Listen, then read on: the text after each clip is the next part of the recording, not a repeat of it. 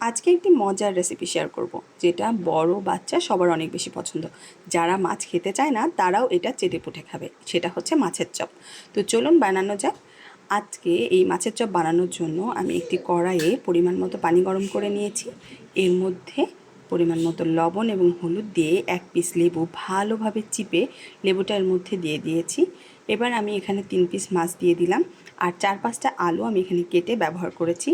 আপনারা চাইলে, আমি এখানে কাতলা মাছ ব্যবহার করেছি, আপনারা চাইলে রুই মাছ বা পাঙাশ মাছ বা যে কোনো মাছ ব্যবহার করতে পারেন। তবে চেষ্টা করবেন কম কাঁটাওয়ালা মাছ ব্যবহার করতে এবং পেটি সাইডের মাছ ব্যবহার করতে। আমি আলু এবং মাছগুলো ভালোভাবে কাটা ছাড়িয়ে ম্যাশ করে নিয়েছি।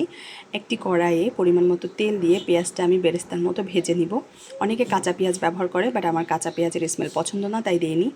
আদা বাটা, রসুন বাটা, কাঁচা মরিচ বাটা এবং ভাজা জিরের গুঁড়ো আমি এখানে ব্যবহার করেছি। পরিমাণ মতো লবণ এবং সামান্য মরিচের গুঁড়ো দিয়ে আমি এখন এটা ভালোভাবে মাখিয়ে নিব। অনেকে আছে এই মিশ্রণটি কড়াইতে তৈরি করে, এতে অনেক বেশি ড্রাই লাগে আমার, তাই আমি সেটা করি না। আমি এভাবেই রেডি করি। এরপর হাতে সামান্য একটু সয়াবিন তেল নিয়ে আমি আমার পছন্দের শেপ দিয়ে দিব। আপনারা চাইলে আপনাদের পছন্দ অনুযায়ী শেপ দিয়ে এটা বানাতে পারেন। তবে এটা খুব বেশি মজাদার হয়, আপনারা একবার হলেও বাসায় ট্রাই করবেন। একটি বাটিতে আমি 2টা ডিম, পরিমাণ মতো লবণ এবং মরিচের গুঁড়ো দিয়ে ভালোভাবে ফেটিয়ে নিব, আর একটি বাটিতে বেডক্রামের গুঁড়ো নিব।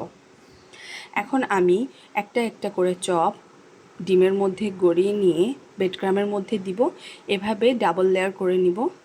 তারপর কড়াইতে তেল গরম হয়ে গেছে, সেখানে ভেজে নিব।